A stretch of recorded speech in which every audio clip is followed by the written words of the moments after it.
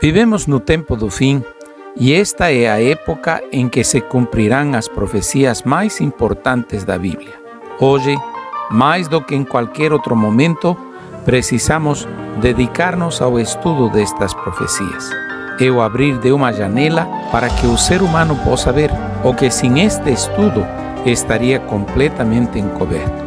Os livros de Daniel e Apocalipse permitem a entrada de Deus na história humana e você perceberá, ao longo do estudo destes livros, o controle de Deus sobre o tempo e as sucessivas etapas da história.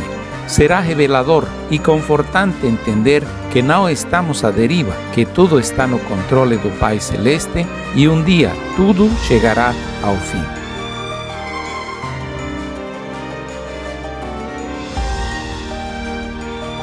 Na segunda parte da Igreja de Pérgamo, falamos acerca da sorte do erro. No livro de Apocalipse 2, 14 e 15, nós encontramos Jesus falando à sua igreja e dizendo: tenho todavia contra ti algumas coisas, pois tens aí os que sustentam a doutrina de Balaão, o qual ensina a Balaque a armar cilíadas diante dos filhos de Israel, para comerem coisas sacrificadas aos ídolos, para praticarem prostituição.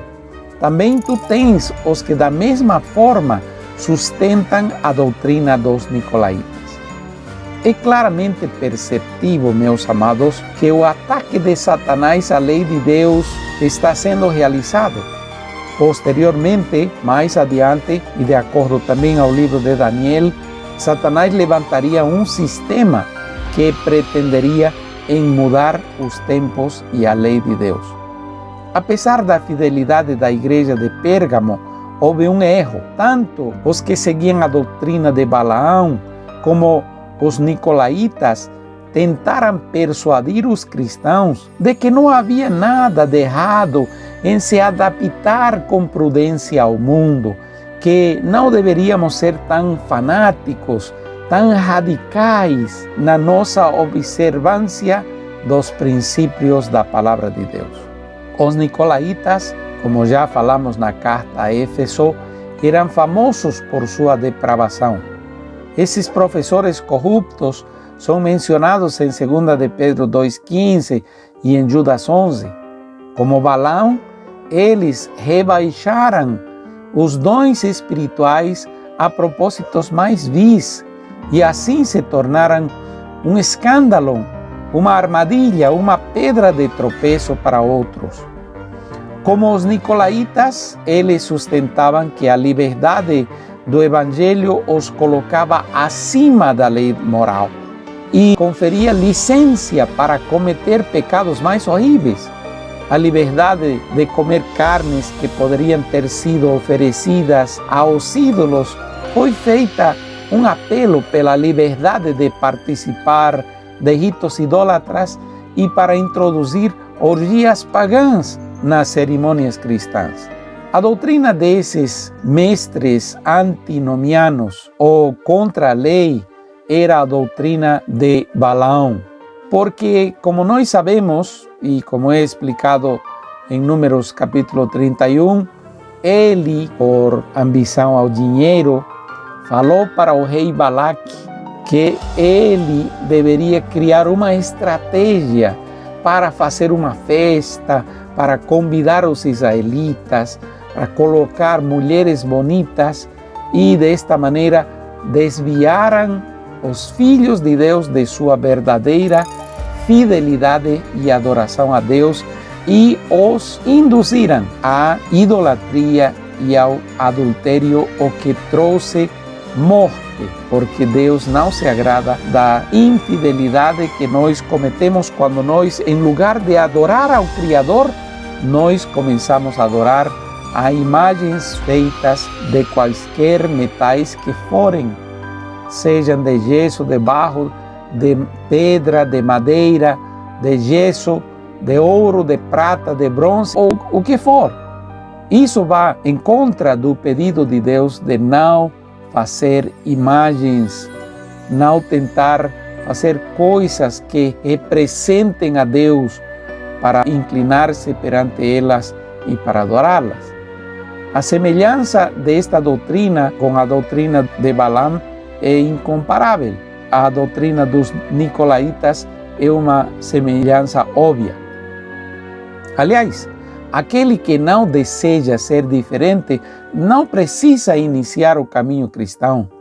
A palavra mais comum para o cristão no Novo Testamento é a palavra hagios, ou santo, que basicamente significa diferente ou separado. Por exemplo, em primeiro lugar, o templo é hagios, é santo, porque é diferente dos outros edifícios. O sábado é hagios, é santo, porque é diferente dos outros dias. É um tempo que Deus separou para que nós o adoremos. E Ele faz isso porque Ele tem a autoridade de Deus. Ele é o Criador. Ele, nosso Deus, Ele merece nossa adoração. Deus é supremamente hagios, santo, porque Ele é totalmente diferente dos homens. O cristão é hagios, é santo, porque é diferente das outras pessoas. Deus nos chama do mundo, nos saca das trevas, nos tira do lamaçal do pecado e nos separa para que nós possamos cumprir uma missão, para que possamos realizar o propósito que Deus tem para a nossa vida. Paulo exortou aos cristãos de Corinto a serem diferentes do mundo. Saí do meio deles, disse 2 Coríntios 6,17. Essa diferença do mundo não implica separação física, nem ódio. Paulo escreve à mesma igreja: tudo fiz por todos para salvar alguns. 1 Coríntios 9,22. Paulo afirmou que podia se dar bem com todo mundo, mas, e esse é o ponto, dar-se bem com todos era para quê? Para salvar alguns. Não se tratava de rebaixar o nível do cristianismo, mas de elevá-lo, de alcançar as pessoas. A decisão dos nicolaítas era que eles seguiam uma política de compromisso apenas para evitar problemas. Portanto, Cristo disse para esta igreja: arrepende-te, senão venho a ti sem demora, e contra eles pelejarei com a espada da minha boca. A advertência do Cristo ressuscitado é que ele vai travar uma guerra com eles. Devem notar que ele não disse: eu farei guerra contra você, eu farei guerra contra eles. Ele não estava zangado com toda a igreja, mas com aqueles que estavam tentando seduzi-la. Ele não tinha nada além de pena de aqueles que se rebelam contra Deus. A ameaça de Cristo, do Cristo ressuscitado, é que ele lutará contra eles com a espada de sua boca. O Cristo da espada é uma figura incrível, pensando em Jesus como conquistador. Um poeta escreveu: eles sumiram da cena como sombras fugazes no vidro, e conquistando ele, viajou pelos séculos. Cristo sem espada em um burro. Qual é a espada de Cristo? O autor de Hebreus disse que é a palavra de Deus, e esta é mais afiada do que qualquer espada de 2 gumes. Hebreus capítulo 4, verso 12. Paulo diz que a espada do Espírito é a palavra de Deus. A espada de Cristo é a palavra de Cristo. Na palavra de Cristo, meus amados, há convicção do pecado. Nele somos confrontados com a verdade e com nosso fracasso em obedecê-la. Na palavra de Cristo está o convite de Deus. Ele convence o homem do pecado e o convida para voltar a Deus. Na palavra de Cristo está a promessa da salvação e convence o homem do pecado, levando-o à cruz, e lhe assegura que não há outro nome debaixo do céu dado aos homens em quem nós possamos ser salvos. A conquista de Cristo e seu poder de ganhar pessoas é uma conquista feita com o amor que procede do coração de Deus. No ano 311, meus amados, o imperador Constantino converteu-se, entre aspas, ao cristianismo, o que favoreceu o fim da intolerância religiosa. No ano 313 foi assinado o Edito de Tolerância de Milão. Constantino fez o edito que estabeleceu o cristianismo como a religião oficial do Estado. De perseguida, a igreja passou a ser a igreja oficial do Estado. Nós, os Augustos, Constantino e Licínio, temos julgado dar aos cristãos o mesmo que a todas as pessoas, a livre faculdade de professar a religião que cada um quiser. Oh glória, que maravilha!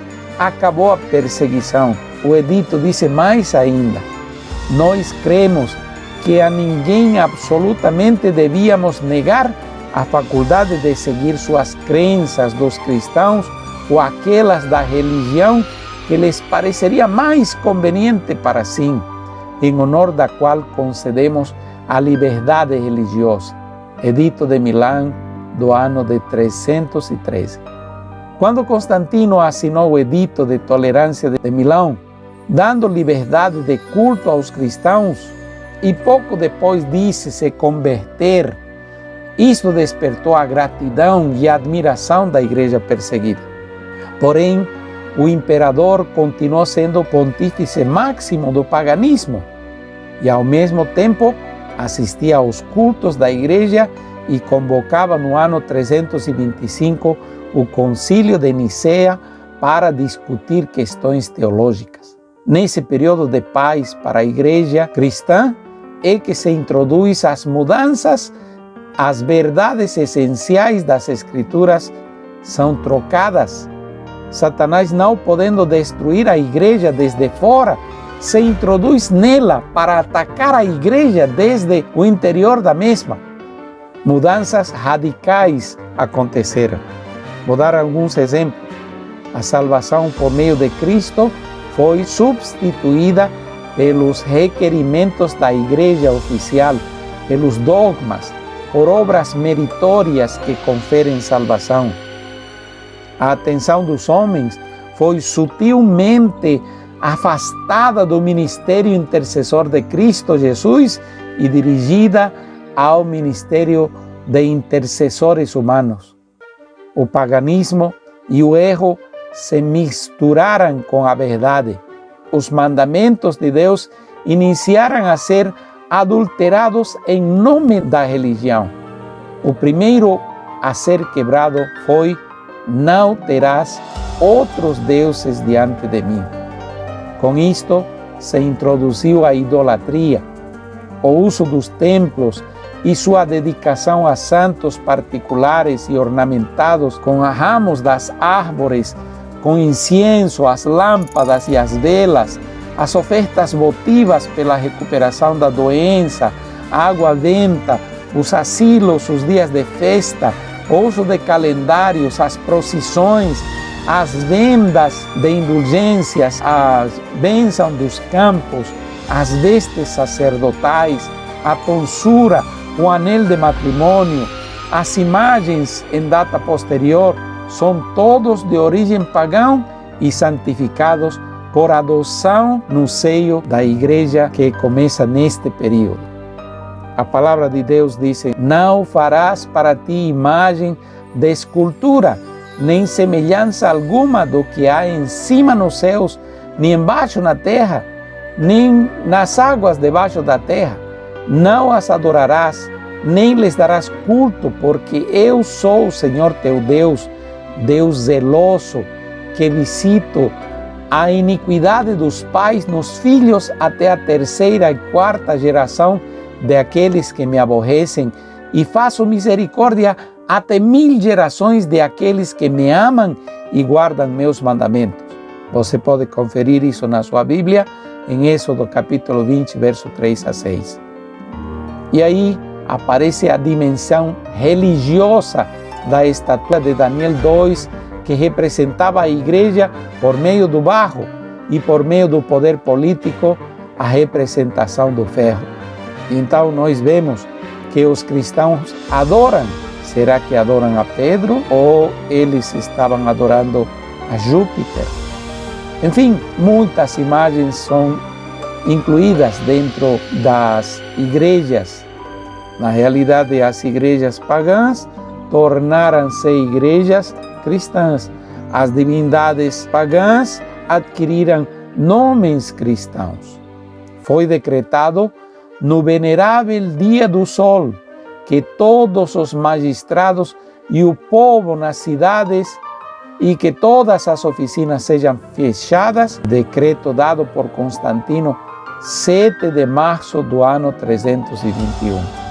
Nos tem dito Eusébio, que é um historiador, que Constantino, a fim de recomendar a nova religião aos pagãos, introduziu ao cristianismo os ornamentos exteriores, os quais ele tinha estado acostumado na religião pagã.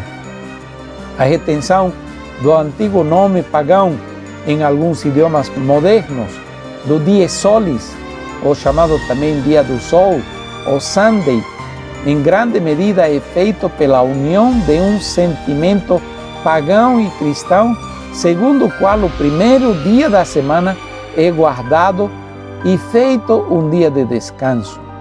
Foi recomendado por Constantino a seus súbditos pagãos e cristãos como o venerável dia do sol. Estes são os problemas que falam acerca de Balaão, cujo nome significa devorar ao povo. O objetivo de Satanás foi misturar a verdade e o erro, e desta maneira ele neutralizou o povo eleito. É mais fácil identificar o inimigo fora do que quando ele se infiltra nas câmaras secretas da cidade. O paganismo e o erro se misturaram com a verdade. Mas Deus tem uma promessa para os vencedores. Quem tem ouvidos, quem é guiado pelo Espírito de Deus, quem ouve o que o Espírito disse às igrejas e observa e clama e fala e se posiciona do lado de Cristo, da verdade, e diz o que está errado, é aquele que é reconhecido por Cristo como uma testemunha fiel. E a eles Cristo promete: ao vencedor dar-lhe-ei do maná escondido, bem como lhe darei uma pedrinha branca, e sobre essa pedrinha escrita um novo nome, o qual ninguém conhece, exceto aquele que o recebe, declara Apocalipse 2,17. Cristo oferece duas coisas: maná e uma pedra branca. Maná é o pão caído do céu, símbolo de esperança para os fiéis. Só o tempo do fim revelará a identidade dos poucos escolhidos para serem salvos. A pedra branca é símbolo da absolvição, do novo começo, do novo destino. Cristo lhes dará um novo nome, o nome dos escolhidos de Deus. A pergunta é: teu nome está escrito no livro? Já entregaste tua vida a Jesus por meio do batismo? Unicamente aqueles que nascem da água e do Espírito poderão entrar no reino dos céus. Por isso é que Cristo disse que se batizar é um assunto de vida ou morte. Na realidade, se batizar simboliza morrer ao pecado e ressuscitar a uma nova vida com Deus. Cristo quer fazer de ti uma nova criatura. Ele está aguardando com os braços abertos e Ele quer que tu venhas a Ele. Ele disse: vem, e quem ouve, diga bem, e quem tem sede, venha e beba gratuitamente da água da vida que Deus está oferecendo a seus filhos. Que a graça de Cristo seja contigo ao tomar esta decisão e ao permitir que Cristo coloque teu nome no livro da vida e sejas fiel até a morte, porque Cristo te dará um novo nome e porque Cristo te dará a comer do maná escondido e essa pedrinha branca em que estará o nome dos gemidos de Deus. Um grande abraço. Deus te abençoe.